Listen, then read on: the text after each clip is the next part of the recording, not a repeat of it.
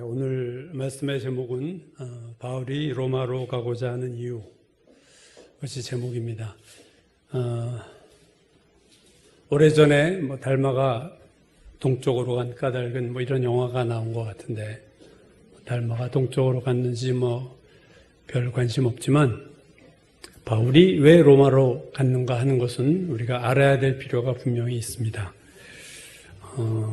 안디옥 교회, 즉 이스라엘에서 로마는 서쪽이죠. 그러니까 지중해를 건너서 바울이 서쪽인 로마를 향해 갔는데, 터키를 지나 그리스를 지나 이태리 반도까지 갔습니다. 왜 바울이 로마로 가려고 했을까? 로마서는 바울이 로마 교회에 쓴 서신이죠. 그러나 로마 교회는 바울이 세운 교회도 아니고 바울이 개인적으로 로마 교회를 방문한 적도 없습니다. 로마 교회가 어떻게 세워졌을까 하는 것은 사도행전 2장에 보면 오순절 마가다락방 사건에서 성령이 120명의 기도하는 이들에게 임했을 때 그들이 각 나라의 이 지상의 언어로 방언을 하기 시작했고, 그 놀라운 정말 요동치는 소리에 당시 오순절이라는 명절을 맞이해서 전 세계에 흩어져 살던 유대인들이 고국에 모여서 예배드리려고 모였던 그들이 이 소리를 듣고 찾아오죠. 그때 이 오순절 마가다락방에 찾아온 이들을 사도행전 2장 10절에 보면은요, 여러 나라들을 열거하고 있어요. 부르기아와 밤빌리아와 애굽과 및 구레네에 가까운 리비아 여러 지방에 사는 사람들과 그 다음에 로마로부터 온 나그네. 그러니까 로마로부터 온 이들이 있었다는 거죠. 자, 한번 첫 번째 화면 지도 좀 보여주시면 오순절날 마가다락방에 왔던 수많은 사람들이 어디로부터 왔는가 할 때 거기 보시면 로마에서도 온 이들이 있었다. 그들이 이 사건을 목도하고 로마로부터 왔던 유대인들이 오순절이 끝나고 로마로 돌아가서 아마 로마 교회를 세운 것으로 여기고 있습니다. 안디옥 교회가 선교의 본원지였던 안디옥 교회가 평신도들이 세운 것과 같이 로마 교회도 평신도들이 세운 것으로 추측이 되고 있습니다. 방대한 그 로마 제국의 수도인 로마는 기원전 27년부터 다시 꺼주셔도 돼요. 330년까지, 그러니까 콘스탄티노플로 로마의 수도가 330년 바뀔 때까지 로마 제국의 수도가 로마였습니다. 그러니까 수많은 신들을 섬기던 로마가, 수도 로마가 거기에 하나님만을 섬기는 교회가 생겼다는 것은 놀라운 일이 아닐 수가 없죠.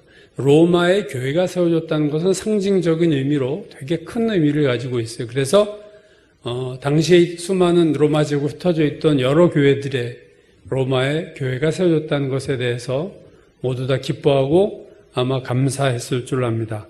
그래서 오늘 로마 교회의 중요성에 대해서 오늘 본문의 시작인 8절에서 바울이 이렇게 말하고 있어요. 먼저 내가 예수 그리스도로 말미암아 너희 모든 사람에 관하여 내 하나님께 감사함은 너희 믿음이 온 세상에 전파됩니다. 로마 교회의 믿음이 온 세상에 전파됐어. 로마의 교회가 있대. 그들이 하나님을 제대로 믿는데 하는 그것이 온 로마에 전파됐고, 바울이 그것에 대해서 이제 감사하는 인사말을 하고 있음을 볼 수 있어요. 자, 그러면서 이제 바울이 그 다음 9절부터 자신이 로마에 가고 싶은 마음과 그 이유들을 이제 설명하고 있는데요. 9절과 10절 보시죠. 내가 그의 아들의 복음 안에서 내 심령으로 섬기는 하나님이 나의 증인이 되시거니와 항상 내 기도에 쉬지 않고 너희를 말하며 어떻게 하든지 이제 하나님의 뜻 안에서 너희에게로 나아갈 좋은 길 얻기를 구한다. 그러니까 바울은 지금 내가 너희를 위해서 늘 중보기도하고 있고 또 너희에게 가기를 원하는 기도를 하나님께 계속 드리고 있다. 그 얘기를 하고 있는 거예요. 이 로마라는 단어가 나오는 성경은 네 군데밖에 없습니다. 요한복음과 사도행전과 로마서와 디모데후서. 근데 로마라는 단어가 가장 많이 나오는 것은 로마서가 아니라 사도행전입니다. 사도행전을 보시면 로마라는 단어가 무려 18번이나 나오는데요. 23번 전체 중에서 사도행전에 로마라는 이름이 많이 나오는 것은 이유가 있어요. 바울이 사도행전을 보면 4번의 전도여행을 합니다. 제1차 전도여행, 2차, 그리고 3차 전도여행을 한 다음에 마지막 사도행전 후반부에서 로마를 향한 여행을 해요. 그래서 로마를 향한 여행이 사도행전 후반부에 기록되어 있습니다. 이 로마서를 쓴 시기가 AD 기원 후 57년 전반부로 여겨지는데 이때가 바울이 3차 전도 여행 때였어요. 3번째 전도 여행을 하던 중 이제 로마서를 쓰죠. 사도행전 19장에 보면 바울이 에베소에 이제 머무는데 거의 3년을 에베소에 머뭅니다. 두란노 서원이라는 곳을 세워서 거의 2년 동안 성경 공부를 하고 또 그 후에도 하나님의 놀라운 능력을 행해서 성령의 놀라운 역사가 에베소에서 일어납니다. 바울이 쓰던 손수건이나 바울의 앞치마를 가져다가 병든 자에게 놓으면 병이 낫고 귀신 들린 자에게 놓으면 귀신이 나가는 역사가 에베소에서 일어났어요. 그래서 말씀을 가르치는 것뿐만 아니라 성령의 능력이 동시에 나타나니까 이 폭발적인 능력으로 이 에베소에서 여러분 우리가 역사 시간에 배운 분석행위라는 게 있죠. 다 책을 불태웠던 적이 있었는데요. 중국 역사에서 우리나라 이때도 에베소에서 이 마술에 관한 책들을 다 모아서 불사르는 일이 에베소에서 일어났는데 그 책값이 5천 드라크마. 1드라크마가 노동자 1인 월급이니까 일당이니까 한 5만 원으로 만약에 잡으면 이 액수가 한 2억 5천만 원어치의 책을 이 바울의 복음 때문에 마술에 대한 책들이 에베소에서 다 사라지고 말아요. 완전히 그냥 초토화되는 거죠. 복음으로. 근데 사도행전 19장 21절에 보면요. 이 책들을 다 태운 다음에 이런 얘기를 바울이 해요. 일이 있은 후에 바울이 마게도냐와 아가야를 거쳐 예루살렘에 가기를 작정하여 이르되 내가 거기 갔다가 예루살렘에 갔다가 후에 로마도 보아야 하리라. 그러니까 바울이 로마를 가겠다는 언급을 처음 한 곳이 에베소에서 이 로마 가겠다는 얘기를 사도행전에서 보면 처음 얘기합니다. 또 로마서 15장 25절을 보면요. 바울이 이렇게 말하죠. 그러나 내가 이제 성도를 섬기는 일로 예루살렘에 가노니 내가 지금 이제 예루살렘에 가고 있는데 예루살렘에 가는 이유는 마게도냐와 아가야 사람들이 예루살렘의 가난한 자들을 위해서 헌금한 것을 가지고 그걸 내가 이제 예루살렘에 가지고 간다. 두 번째 화면 한번 좀 보여주시겠어요?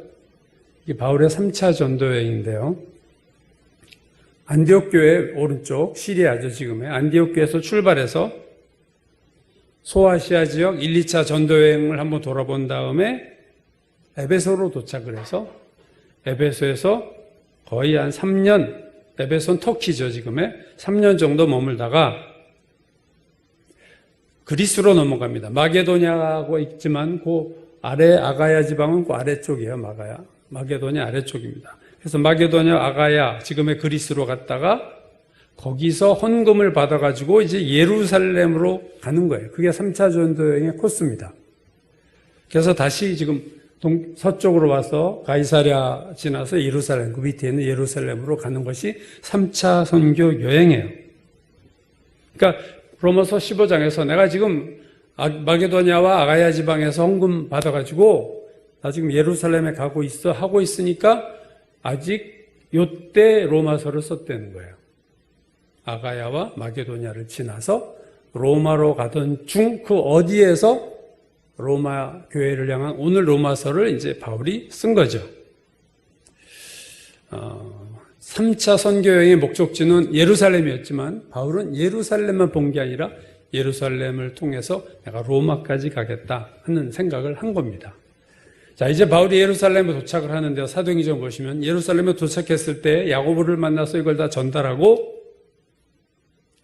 예루살렘 성전으로 들어갔는데 바울이 1차, 2차 전도여행 때 그 소아시아 지역을 전도할 때 바울을 대적했던 유대인들이 당시 예루살렘에 왔다가 바울을 보고 거짓으로 고소해요. 그러자 흥분한 예루살렘 군중들이 성전 안으로 들어가서 바울을 잡아서 밖으로 끌어내서 바울을 죽이려고 하는 사건이 사도행전에 나옵니다. 그래서 사도행전 21장에 보면 온 성이 요동해서 이 역적을 죽이자 해가지고 바울을 때리고 죽이려고 하는 순간에 이 소식을 들은 로마의 천부장이 장교가 찾아와서 바울을 뺏어버려요. 그리고 감옥에 가둡니다.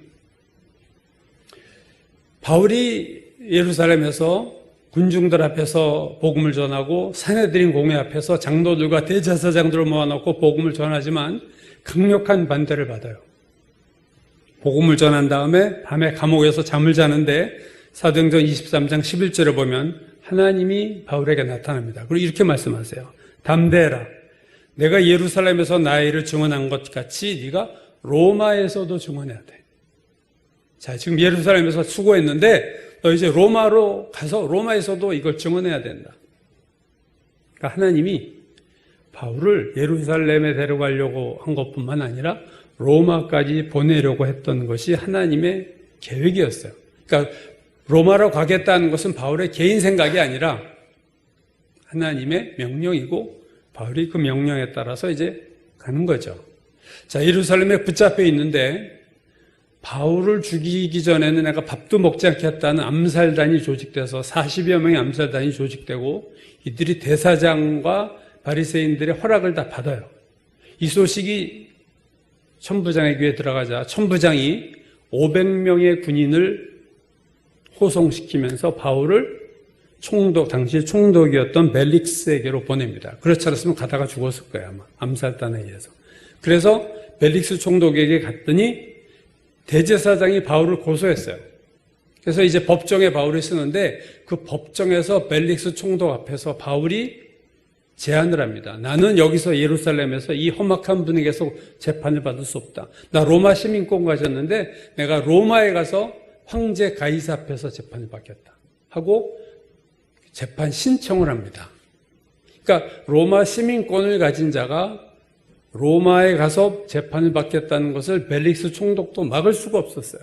그래서 원래는 벨릭스 총독이나 아그리빠 왕, 헤롯 아그리빠 왕이 취재해 보니까 바울이 죄가 없으니까 예루살렘에서 풀어주려고 그랬는데 바울 스스로 나 재판 로마에 가서 하겠다 하니까 어쩔 수 없이 다시 죄인으로 붙잡아두고 로마로 호송을 하는 거죠. 바울이 왜 가이사에게 항소했을까? 억울해서 항소한 게 아니라 하나님의 계획을 알고 로마에 가서 복음을 전하기 위해서 바울이 항명을 한 거예요. 상소를 한 거예요. 여러분, 바울이 예루살렘에 가지 않았으면요, 이런 매도 맞지 않고 죽을 일도 없었고 로마로 가서 복음을 전할 생각을 하지 않았더라면 로마에 갈 일도 없었겠죠. 그래서 예루살렘까지는 바울이 3차 전도에서 자유인의 신분으로 갔는데 예루살렘에서 로마까지는 죄수의 신분으로 이제 로마로 갑니다. 신분이 완전히 바뀌었어요. 이제는 죄인이에요. 호송되고 묶여서 가는 겁니다. 그래서 사도행전 마지막 장 28장 16절에 보면요, 바울이 로마에 이제 드디어 도착을 합니다. 16절 보면요, 사도행전을 썼던 누가가 이렇게 말하고 있어요. 우리가 로마에 들어가니 드디어 로마에 들어갔어요. 바울에게는 자기를 지키는 한 군인과 함께 따로 있게 허락하더라. 그래서 이제 군인 하나 붙여서 바울은 이제 자유의 몸이 아니죠. 그리고 사도행전 마지막 장 마지막 절이 이렇게 끝납니다. 바울이 온 이태를, 온 2년을 자기 셋집에 머물면서 자기에게 오는 사람을 다 영접하고 하나님 나라를 전파하며 주 예수 그리스도에 관한 모든 것을 담대하게 거침없이 가르치더라. 사도행전의 마지막은 바울이 로마에서 말씀을 전하고 모든 사람에게 복음 전하는 것으로 사도행전이 끝납니다. 그러니까 우리가 사도행전을 통해서 할 수 있는 것은 바울이 로마로 갈 얘기를 처음 한 것은 에베소에서 이미 얘기했고 예루살렘에서 붙잡혀 있을 때 하나님의 명령이 확실하게 보였어요. 너 로마에 가서도 나의 증인 노릇을 해라. 그래서 이 로마로 가는 것이 그냥 즉흥적으로 들리는 것이 아니었다는 것을 알 수 있습니다. 그렇다면 왜 로마로 가려고 했느냐? 바울이 이제 목적이죠. 로마로 가고자 하는 목적을 보면 물론 사도행전에서 나의 일을 증언하라, 증언하러 가는 거지만 오늘 로마서 본문에서 더 구체적인 목적이 나와 있습니다. 자, 먼저 11절이죠. 오늘 본문 1장 11절. 내가 너희 보기를 간절히 원하는 것은 첫 번째, 어떤 신령한 은사를 너에게 나누어줘 너희를 견고하게 하려 함이니. 바울이 로마 교인을 만나고 하자는 첫 번째 이유는요, 어떤 영적인 은사를 나누어줘서 너희의 신앙을 내가 견고하게 하려는 것이다. 이게 첫 번째 이유예요. 영적인 은사를 나눠주겠다. 이 영적인 은사가 뭘까? 바울이 나눠주고자 하는 영적인 은사가 뭘까? 물론 예언이나 방언과 같은 특별한 은사일 수도 있고, 뭐 일반적인 은사, 가르치는 은사, 뭐 섬기는 은사 같은 일반적인 은사도 있지만 어쨌든 바울이 갖고 있는 은사들을 나눠주겠다 하는 거죠. 여러분, 로마 교회 교인들의 영적 수준을 나타내는 본문이 하나 있습니다. 12장 6절 이하를 보면요, 바울이 로마 교인에게 이렇게 말해요. 우리에게 주신 은혜대로 받은 은사가 각각 다르니 혹 예언이면 믿음의 분수대로 하고, 섬기는 일이면 섬기는 일로, 가르치는 자면 가르치는 일로, 위로하는 자면 위로하는 일로, 구제하는 자는 성실함으로 하면서 로마 교인들이 은사가 있음을 사실은 얘기하고 있어요. 은사 받은 교회예요, 로마 교회는. 근데 오늘 본문이 특이한 단어 썼어요. 내가 어떤 신령한 은사를 내가 나누어 주겠다. 자, 이 나누어 준다는 말입니다. 이 나누어 준다는 게 뭐냐? 은사를 나누어 준다는 게 뭐냐? 이 나누어 준다는 헬라어가 쓰인 성경을 보면요, 다 구제에 관한 용어예요. 누가복음 3장 11절, 옷 두 벌 있는 자, 옷 없는 자에게 나눠줄 것이요. 세례 원이란 말이죠. 회개의 열매를 얘기할 때 옷 없는 자에게 나눠주라. 로마서 12장 8절, 구제하는 자는 성실함으로 알아. 구제한다.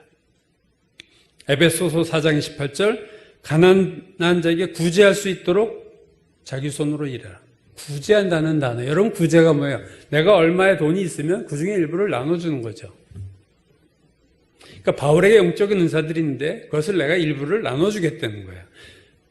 근데 은사를 나눠주는 게 가능하냐?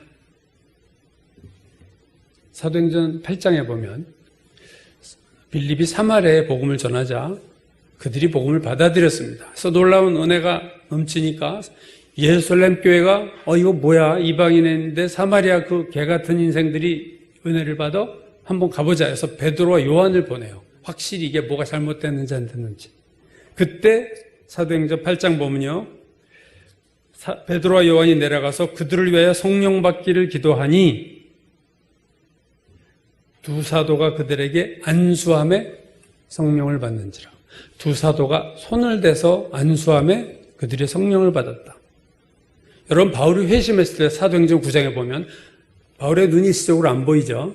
아나니아라는 평신도예요. 아나니아가 바울에게 안수하여 이르되 성령께서 너를 보게 하신다라고 안수했을 때 즉시 사울의 눈에서, 바울의 눈에서 비늘 같은 것이 떨어졌다. 그래서 보게 됐다는 얘기가 나옵니다. 안수했을 때 아나니아가 안수하자 바울이 보게 됐다. 사도행전 19장에 보면 바울이 그들에게 안수하며 성령이 그들에게 임하셔서 방언도 하고 예언도 했다. 12명이 그렇게 됐다. 안수할 때 성령 받고, 안수할 때 성령이 임하고, 안수할 때 눈이 보이게 됐다.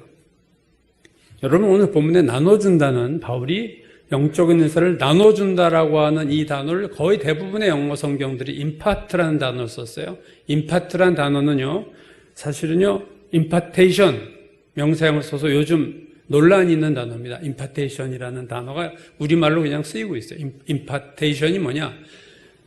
성령의 은사를 나눠줘? 그거 말도 안 돼라는 논란이 지금 우리 한국교회뿐 아니라 전 세계적으로도 있습니다. 주로 예수전도단이나 또는 국제기도의 집 아이학 같은 데서 안수할 때 성령이 임하는 것에 대해서 비판적인 말들이 있죠. 특별히 이제 신사도 운동이라고 하는 것이 비판을 받는데 저도 그건 문제 있다고 생각해요. 신사도 운동은 뭐냐면 오늘날 하나님이 새롭게 사도를 세우신다 그 얘기예요. 자기들이 사도라고 주장하는데 그건 제가 볼 땐 그건 아니죠. 근데 그들이 서로 간에 임파테이션을 해요. 안수해서 이 사람의 은사를 이쪽으로 주고. 그것에 대해서 논란이 많아요. 또 오늘 바울이 내가 로마 교인에게 나의 영적인 은사를 임파트해 주겠다. 이렇게 얘기하는 거예요. 이게 좀 문제가 되는 논란이 있지만 여러분 마가복음 마지막 16장에 예수님이 이렇게 말씀하셨어요. 믿는 자들에게는 이런 표적이 따르리니 곧 그들이 내 이름으로 귀신을 쫓아내며 새 방언을 말하며 병든 사람에게 손을 얹은즉 나으리라. 병든 사람에게 손을 얹은즉 나으리라. 누가요?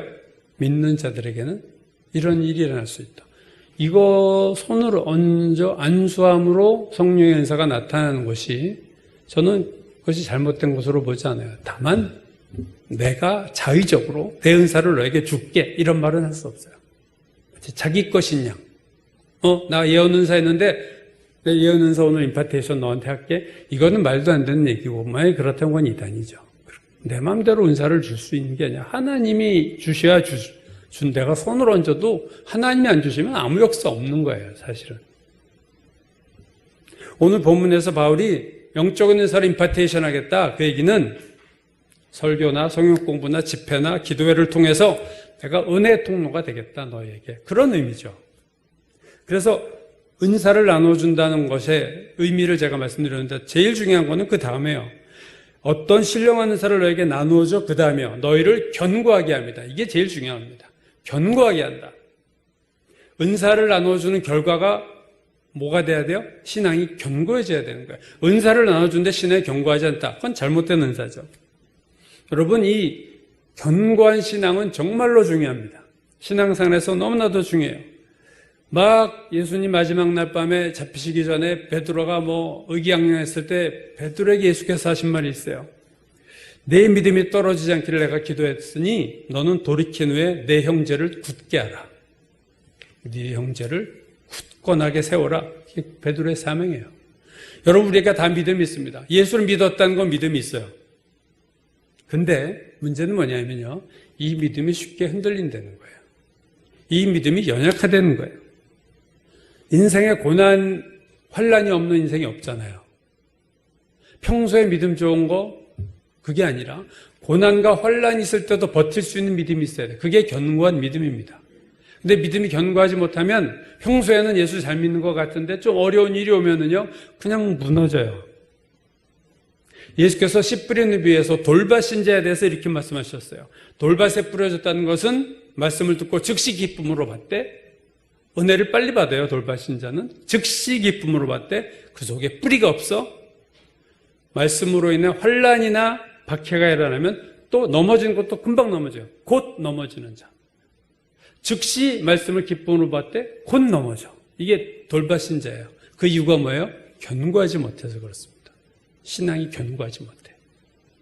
그러니까 평소에는 할렐루야 막 누구보다도 더 뜨겁게 기도하고 찬양한 것 같은데 어려우면은 푹 그냥 꺼져요. 푹 가라앉아요.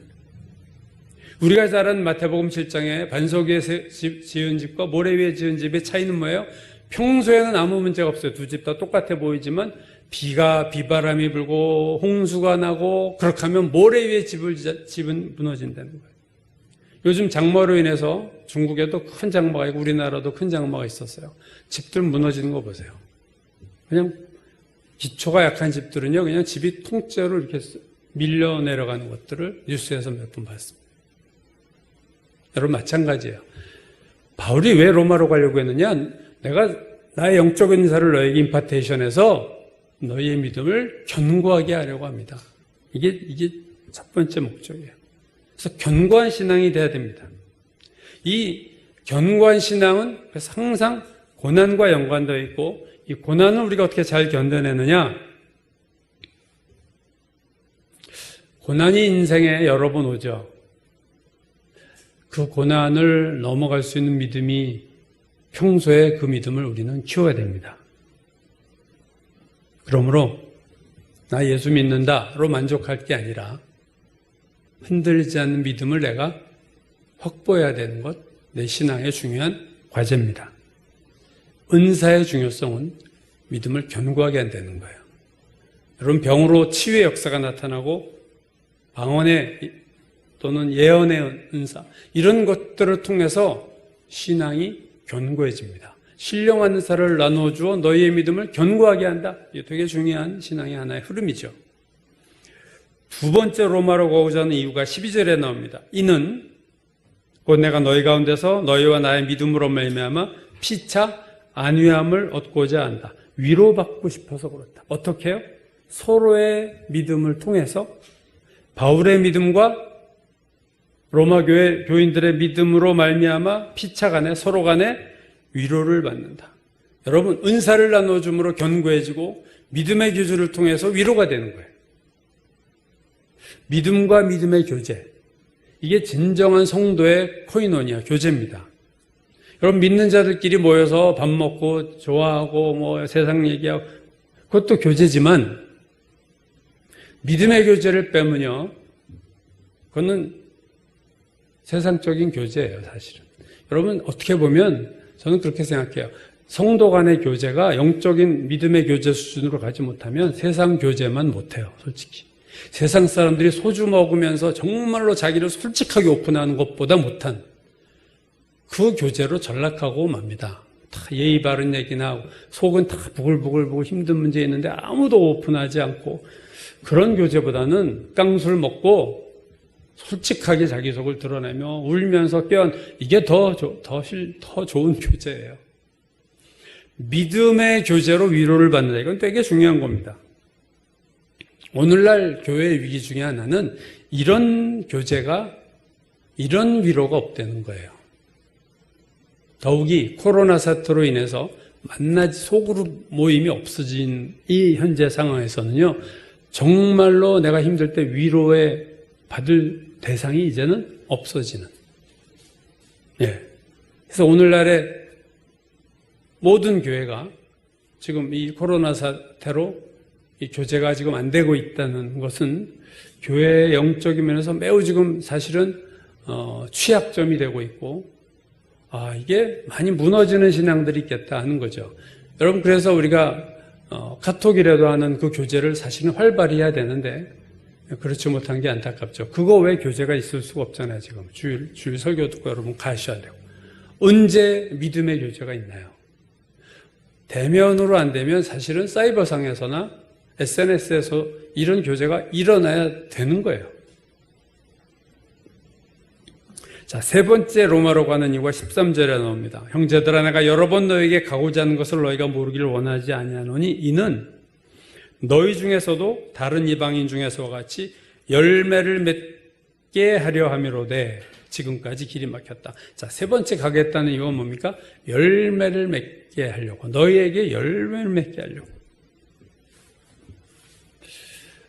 첫 번째, 믿음이 견고해지고 은사를 나눠줌으로 믿음이 견고해지고 서로의 믿음을, 서로 교류를 통해서 서로에게 위로가 되고, 세 번째는 이 두 개가 되면 사실 열매는 저절로 맺어요. 믿음의 교제가 있고 믿음이 견고해지면 그 다음은 열매입니다. 여러분, 열매는 신앙생활의 최종 결과예요. 열매 없는 나무가 뭐가 문제가 있는 거 아니에요? 과실수인데 열매가 없어. 마찬가지로 우리가 열매 없는 신앙은 그 자체로 뭔가 병든 거예요. 뭔가 문제가 있는 겁니다. 세례요한이 이렇게 얘기했어요. 회개에 합당한 열매를 맺으라. 회개에 합당한 열매. 입으로만 하는 회개가 있고 열매 맺는 회개가 있어요, 여러분.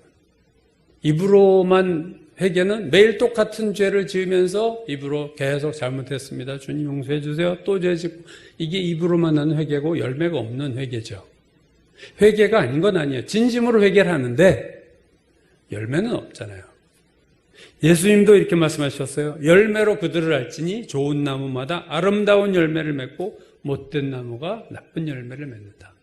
세례요한과 함께 예수님도 열매에 대한 얘기를 하셨어요.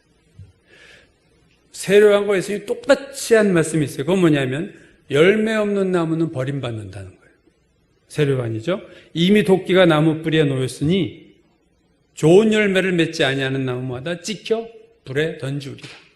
예수님, 아름다운 열매를 맺지 아니하는 나무마다 찍혀 불에 던져지느니라.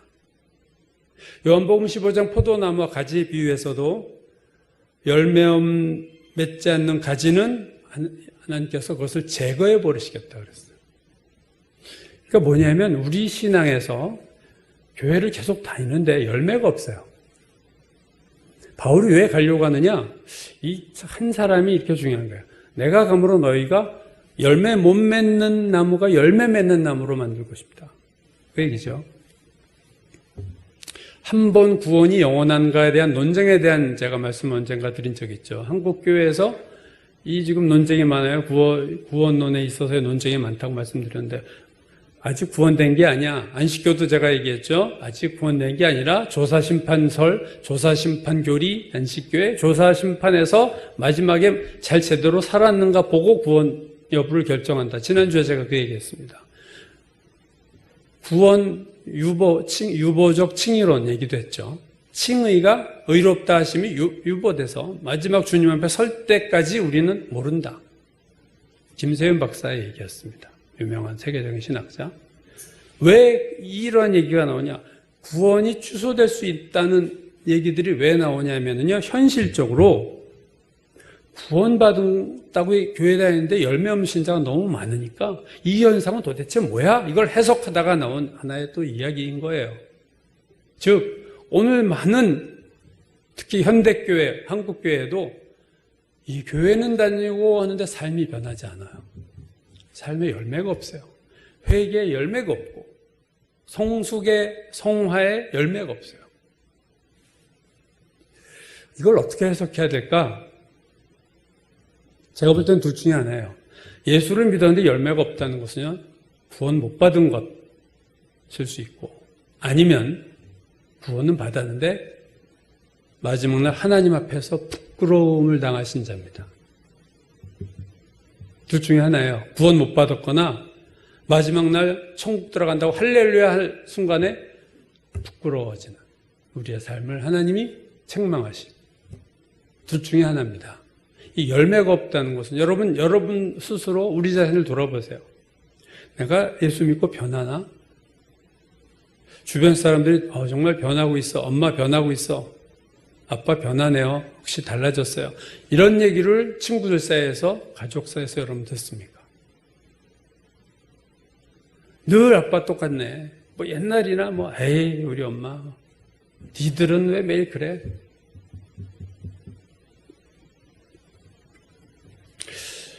믿음이 견고해지고 열매를 맺어야 되고 믿음의 교제가 통해서 위로가 있는 것. 이게 바울이 로마에 가고자 하는 이유예요.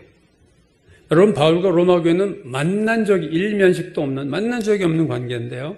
믿음의 교제가 이루어지면요, 초면이라 할지라도 놀라운 영적인 발전들이 나타납니다. 20세기 최고의 신학자라고 일컬어지는 칼 바르트가 이런 말을 했어요. 한 번도 서로 본 적이 없고 그 어디서도 마주치지 적이 없는 사람들이지만 복음에 대한 서로의 경청을 통해 서로 하나가 될 수 있다. 처음 만나도 정말로 신앙의 사람들이 처음 만나면요, 깊은 교제가 금방 이루어질 수 있어요. 처음 만나도. 반면 몇십 년을 교회 생활 같이 해도요, 이러한 깊은 하나님의 사람들이 아니면요, 이게 계속 수박 겉핥기식의 만남밖에 갈 수 없습니다. 바르트가 또 이런 얘기를 했어요. 하나님의 길을 가는 순례자들, 필그림, 순례자들이 처음 만났을 때, 순례자, 하늘문을 향해 이렇게 서로 순례의 길을 가다가 우연히 만났어요. 서로 만났을 때 그들은 서로에게 전할 무엇인가가 있다. 하늘나라를 향해 가는 순례자들은 같이 가다가 서로 만났을 때 상대방에게 전할 무엇인가가 있다. 여러분, 이게 있어야 돼요. 전할 무엇이 있어요. 오늘 바울에겐 그 무엇이 있으니까 내가 가겠다는 거예요. 내가 임파테이션 해줄 뭐가 있는데 이거 하나님 주신 건데 너에게도 전해주고 싶어. 처음 만나도 전할 게 있는 거예요. 초면이냐 오랫동안 만났냐, 사실은 어떤 의미에서는 그렇게 중요하지 않을 수 있어요. 그러나 이게 바울의 어떤 탁월함으로 되는 게 아니고요. 바울은 통로일 뿐이고 사실은 도구죠. 임파테이션이라는 얘기했지만 임파테이션을 A가 B에게 임파테이션하는 게 아니라 하나님이 A를 통해서 B에게 임파테이션하는 거예요. 하나님의 임파테이션이지 아무개의 임파테이션이 될 수가 없는 겁니다. 바울이 원한다고 임파테이션 되는 거 아니에요. 나눠줄 수 있는 게 아니고요. 여러분, 신앙은 우리의 것을 서로 주고받는 게 아니에요. 세상 사람들과의 교제는요, 자기가 가진 걸 서로 주고받는 거예요. 그래서 give and take, 그죠? 도와주고 도움받고. 근데 그리스도인들의 주고받으면요, 다 위로부터 주신 것을 나누는 거예요. 이 의식이 없으면 그 사람은 나누어줌의 도구가 될 수 없어요. 바르트가 바울을 이렇게 묘사했습니다. 사도 바울은 빈 공간이 있는 사람이다. 바울은 빈 공간이 있는 사람이다. 바울은 그 빈 공간을 통해 그들에게 은혜를 전달한다. 그 빈 공간을 통해 그들의 신앙을 견고하게 한다. 바울은 자신을 주장하려는 생각이 없으므로 그 이유 때문에 성령이 그를 통해서 은혜를 베푸신다. 그렇죠? 내 것을 주려고 하면 성령이 그를 통해서 역사하지 않으세요. 그러나 바울에게는 빈 공간이 있어요. 나는 별거 아니야. 그래서 하나님이 역사하실 수 있는 빈 공간이 있고, 그래서 성령께서 그 빈 공간을 통해서 은혜를 주시고, 그래서 바르트가 이렇게 얘기합니다. 바울은 나누어주면 나누어줄수록, 임파트하면 임파트할수록 그는 은혜를 받는다. 이게 하나님의 역사예요. 나누어주면 나누어줄수록 바울은 받는 자가 되고, 받으면 받을수록 또 나누어주는 자가 된다. 얼마나 귀한 말씀입니까? 내 것을 나눠주지 않으니까 하나님이 계속 주는 자에게 부어주셔서 내가 또 받고, 그 받은 것을 또 나눠주고, 거저 받았으니 거저 주라. 은사자들이 교만해지는 날, 그게 그 생명 끝나는 날이에요. 그래서 은사자가 얼마나 교만해지기 쉽습니까? 다 자기 앞에서 쩔쩔매니까 우쭐할 수 있죠. 그러나 내 것을 나눠준다 생각하는 순간 그는요, 더 이상의 은혜를 못 받습니다. 그리고 그것이 오히려 그 사역이 심판이 되는 거야, 하나님의. 우리는 nobody, 우리 아무것도 아니고요. 우리는 nothing, 아무것도 갖고 있는 자가 아니에요. 그게 빈 공간입니다. 이 의식이 있는 그리스도인이 얼마나 적은지 몰라요, 사실은. 다 자기가 somebody, 대단한 줄 알고, 나는 something, 난 뭔가가 있다고 생각해요. No, 우리는 nobody요, 우리는 nothing입니다. 아무것도 아니에요. 자기를 부인하고 빈 공간이 있고 정말로 나는 아무것도 아니라고 존재하는 그런 사람을 통해서 하나님이 역사하십니다. 아무에게나 임파트 하시는 통로로 삼는 게 아니에요, 하나님이. 하나님 쓰시는 도구는요, 분명한 어떤 상태가 되어 있습니다. 오늘 이렇게 빈 공간이 있는 사람들, 오늘날 그런 숫자가 심히 적지만 이러한 자들이 많아지기를 기도합니다. 우리가 그러한 자들로 변화되기를, 하나님께서 그러한 은혜를 주시기를 기도합니다. 여러분, 지금까지 제가 바울이 왜 로마로 가고자 하는가를 얘기했는데 사실은 아주 중요한 이유가 하나 빠진 게 있어요. 왜 로마로 가려고 했는가 하는 또 다른 이유가 여러분 로마서 마지막 부분에 나옵니다. 한번 여러분 찾아보실 필요가 있죠. 로마서 15장 22절입니다. 자, 되게 중요한 이유가 하나 있는데 로마서 15장 22절에서 여러분 28절까지 우리 한번 같이 홍독을 하려고 합니다. 로마서 15장 22절로 28절 한 절씩 교대로 저와 여러분이 교독을 하겠습니다. 그러므로 또한 내가 너에게 가려하던 것이 여러 번 막혔더니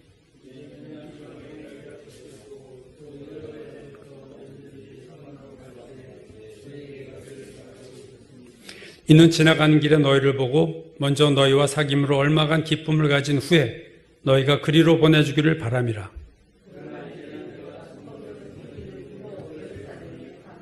이는 마게도냐 아가야 사람들이 예루살렘 성도 중 가난한 자들을 위해서 기쁘게 얼마를 연보하였습니다.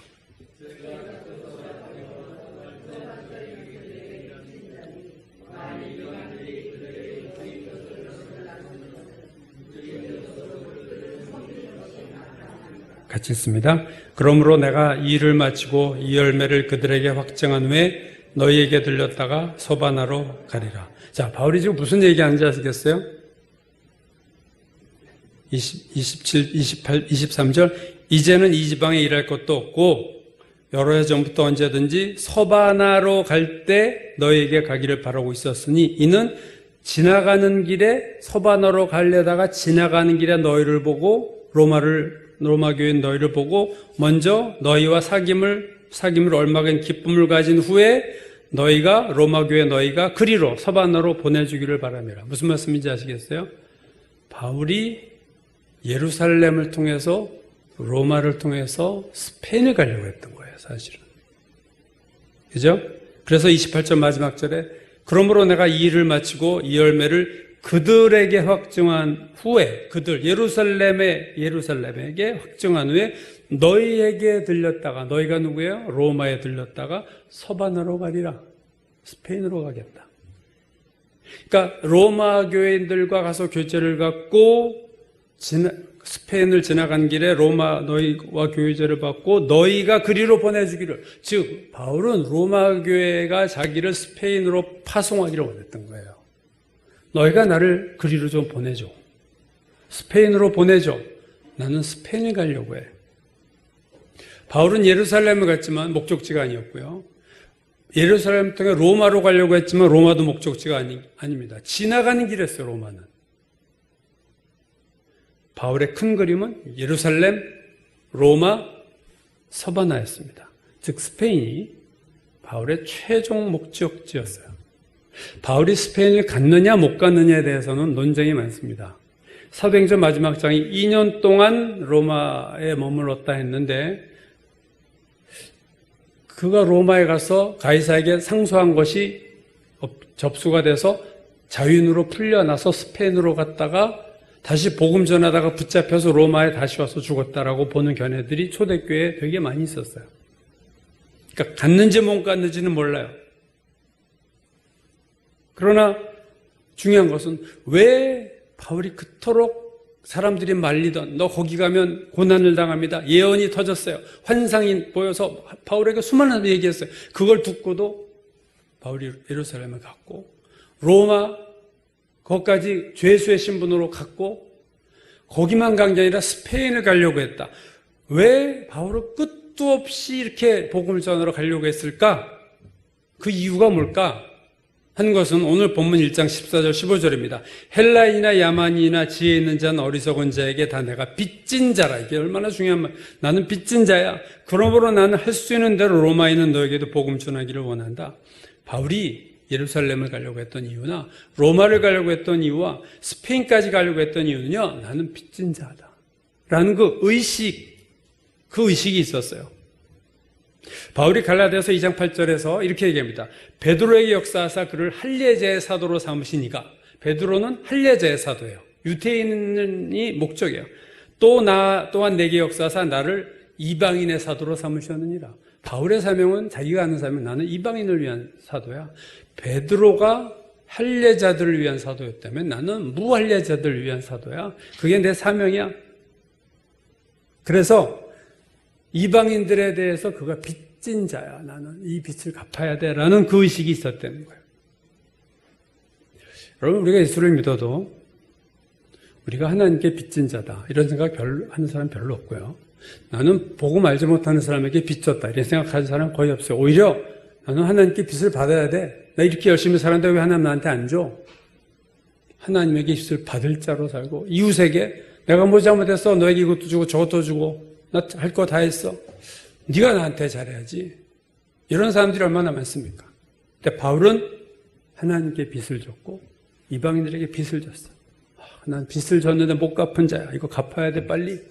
이루고 살았다는 거예요. 그의 마음에 이런 마음이 있었다는 거예요. 저는 이게 제일 중요하다고 생각합니다.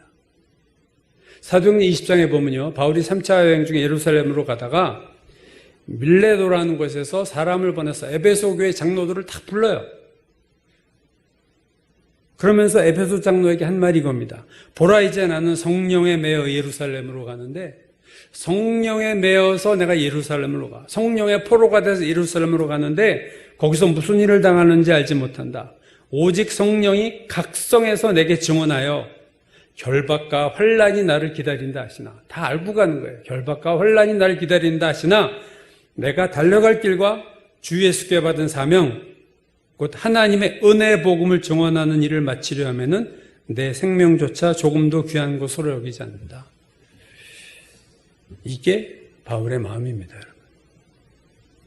지도 한번 봐주시죠.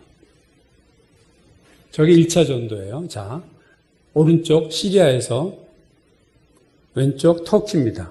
이게 1차, 바로 옆을 갔죠. 그 다음 2차, 3차 전도 여행 보시죠. 이번엔 터키를 지나 왼쪽에 있는 그리스, 마게도니아 쪽으로까지 2차, 3차는 확장되고 있다는 것을 볼 수 있습니다. 1차는 한강 바로 옆에 반도 갔지만 그 다음에 옆에까지 갔죠.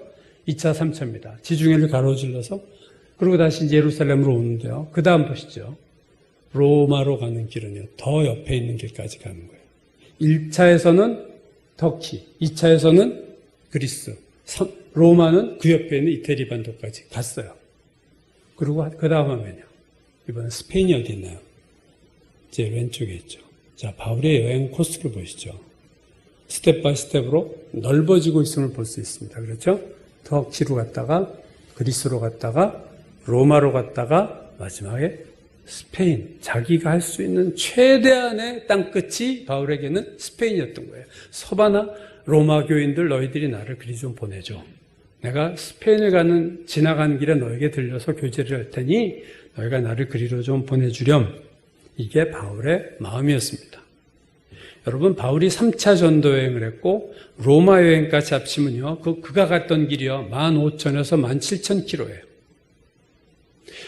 LA에서 서울까지가 9,000km입니다.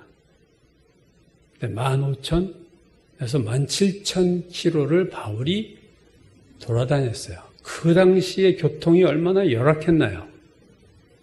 비행기는 물론이지만 번듯한 배도 없고 그냥 걸어서 말 타고 조그만 배 타고 그것도 때로는 포로가 돼가지고 그러고 다닌 거예요. 뭐 관광여행을 15,000km에도 사람이 아주 죽을 거야. 뻗을 거예요. 비즈니스로 세계를 넘고 할 일을 많다. 김부중 씨처럼 그냥 비즈니스로 비행기 타고 돌아다니는 그것도 아니고 비즈니스도 아니고 관광여행도 아니에요. 뭐예요? 예수 그리스도 전하려고. 그가 15,000km에서 17,000km를 다녔어요. 고린도후서 11장 26절에서 바울이 이렇게 하랍니다. 내가 여러 번 여행을 하면서 강의 위험을 당하고 강도의 위험을 당하고 동족의 위험을 당하고 유대인들이 때려 죽이려고 했어요. 동족의 위험을 당하고 시내의 위험과 바다의 위험과 거짓 형제의 위험, 형제인 줄 알았는데 뒤통수 치는 거짓 형제의 위험과 수고와 애쓰며 자지 못하고 줄이고 목마르고 굶고 춥고 헐벗었다. 목숨 걸고 생명을 저당 잡히고 다녔던 15,000km. 그게 바울이었다는 것이 참 놀랍고 참 그게 저는 설교 주면서 참 저를 감동시키고 제 마음을 꿈틀꿈틀하게 했던 것이 그 바울의 그 마음이었어요. 그가 어디까지 갔다가 죽는 게 아니고 그가 예루살렘을 가고 로마를 가고 뭐 하려고 가고 그 목적이 중요한 게 아니라 왜 가려고 했을까? 그 마음, 빚진 자다. 하나님 앞에 은혜를 엄청난 은혜를 받았는데 나 빚 갚아야 돼. 내 사명이 이방인인데 그들이 죽기 전에 내가 죽기 전에 이 복음을 전해야 돼. 바울 안에는 항상 이 불이 타오르고 있었다는 거죠. 이 불이. 저는 오늘 이 본문을 통해서 이 바울 안에 있었던 불을 봐야 된다고 생각해요. 무엇이 그를 그렇게 움직였을까? 하나님의 은혜를 내가 갚아야 된다는 뜨거운 불, 복음을 내가 사명을 감당해야 된다는 이 뜨거운 불, 빚진 자의 불, 그 불이 바울에게 있었다는 것이 제가 이 말씀을 준비하면서 진짜 은혜 받은 부분이 이 부분입니다. 여러분, 사람 누구에게나 불이 있어요. 가슴속에 성공의 불이 있어요. 반드시 성공할 거야. 돈에 대한 불이 있어요. 난 큰 돈 벌 거야. 정욕의 불이 타오르고 있고 탐욕의 불이 활활 붙어있는 사람들이 얼마나 이 세상에 많습니까, 여러분? 여러분 안에는 무슨 불이 지금 불타고 있나요? 오순절 마가다락방에 그들의 성령 세례를 받을 때, 성령 충만을 받을 때, 그 성령이 내리는 모습을 사도행전 2장 3절은 그 성령의 모습을 이렇게 표현했습니다. 마치 불의 혀처럼 갈라지는 것들이 그들에게 보였어요. 뭐가요? 불의 혀처럼 갈라진 것들이 보여서 그냥 일반 사람들의 눈에도 보였어요. 보여? 그 각 사람 위에 하나씩 임하여 있었다.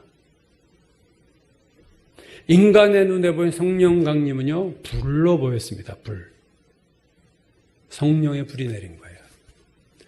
120명의 성령의 불이 내렸을 때 그들이 어떻게 됐나요? 그들이 방언한 게 중요한 게 아니에요. 그들이 다 복음의 증인이 됐잖아요. 사도행전 1장 8절 오직 성령이 너에게 임하시면 너희가 권능을 받고 예루살렘과 온 유다와 사마리아와 땅 끝까지 이르러 내 증인이 되리라. 성령의 불 받으면 증인되는 거예요. 오늘 바울이 빚진 자의 의식은 어디서 생겼느냐? 그가 성령의 불을 받았기 때문이에요. 성령의 불을 받으면 하나님에 대한 이웃을 향한 나의 사명을 향한 뜨거움이 솟아납니다.